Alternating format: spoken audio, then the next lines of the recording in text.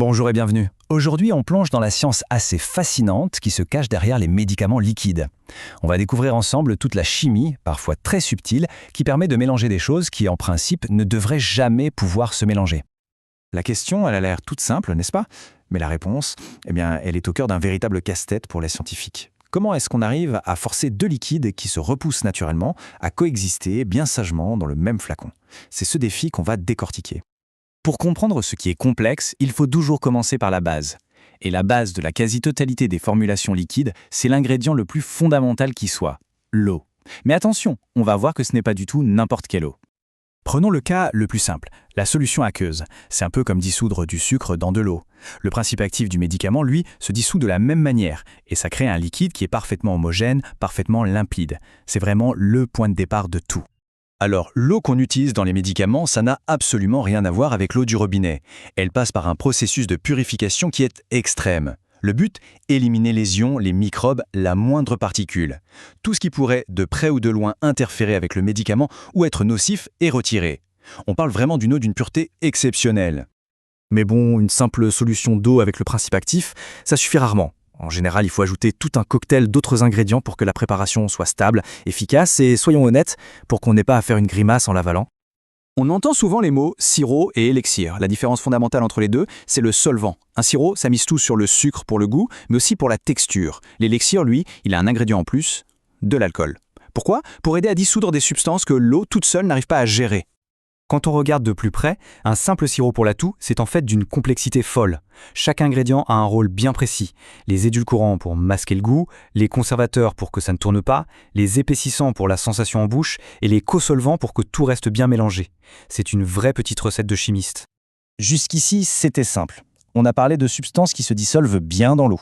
Mais que se passe-t-il si le principe actif est une huile ? Là, on entre dans une autre dimension, parce que l'huile et l'eau, comme tout le monde le sait, ça ne se mélange pas. Jamais. Le concept à comprendre ici, c'est la tension interfaciale. Il faut s'imaginer que les molécules d'eau se tiennent très fort les unes aux autres et que les molécules d'huile font exactement la même chose de leur côté. À la frontière entre les deux, c'est une sorte de guerre froide. Personne ne veut se lier à l'autre. Et cette tension, cette force, pousse les deux liquides à avoir le moins de contact possible, donc à se séparer. Ce chiffre est juste stupéfiant. Imaginez, vous prenez un tout petit millilitre d'huile et vous l'agitez très fort dans de l'eau pour faire des micro-gouttelettes. Eh bien, la surface de contact totale passe de presque rien à 6 mètres carrés. C'est gigantesque. Pour créer toute cette surface, il faut une énergie colossale. Et le système, lui, va tout faire pour revenir à son état initial, c'est-à-dire se séparer. C'est un état qui est par nature complètement instable. Alors, comment on fait pour contrer cette instabilité? Comment forcer ce mariage qui semble impossible? La solution, c'est une molécule très spéciale. On peut dire que c'est le héros de notre histoire, l'agent tensioactif. Le mot-clé à retenir ici, c'est amphiphile. Ça veut dire que la molécule a une double personnalité.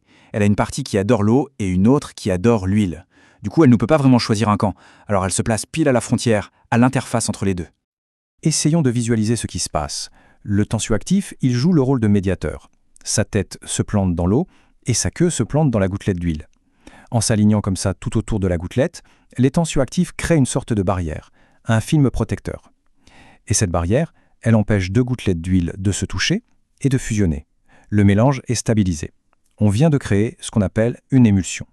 Bon, des tensioactifs, il en existe des milliers. Comment choisir le bon? Pour ça, les scientifiques utilisent une échelle, l'échelle HLB, pour balance hydrophile-lipophile. En gros, un HLB bas, ça veut dire que le tensioactif préfère l'huile. Il est donc parfait pour faire une émulsion d'eau dans l'huile. Un HLB élevé, au contraire, ça veut dire qu'il préfère l'eau.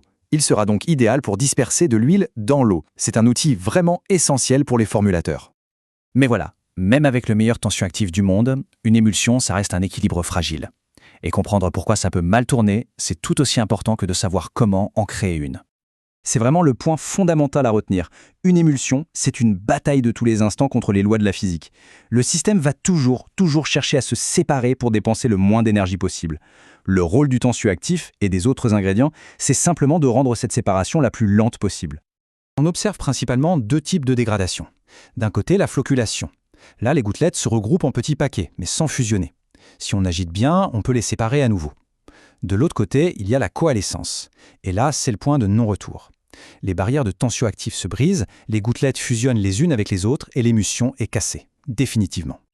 Ça, on a tous déjà vu ce phénomène. Le crémage, c'est la couche de crème qui remonte à la surface du lait frais. C'est juste l'huile qui est plus légère, qui flotte. La sédimentation, c'est l'inverse. La phase la plus lourde tombe au fond. Heureusement, ces deux phénomènes sont en général réversibles. Et c'est exactement pour ça que sur tant de flacons, on peut lire la fameuse mention « agiter avant emploi ». Alors, la prochaine fois que vous ferez une vinaigrette, prenez une seconde pour observer. Vous verrez la séparation, la fameuse tension interfaciale. Et en secouant la bouteille, vous allez créer, juste pour un instant, une émulsion. Vous mènerez le même combat contre les mêmes forces que les scientifiques en pharmacie. Finalement, la science, elle est vraiment partout, même dans la cuisine.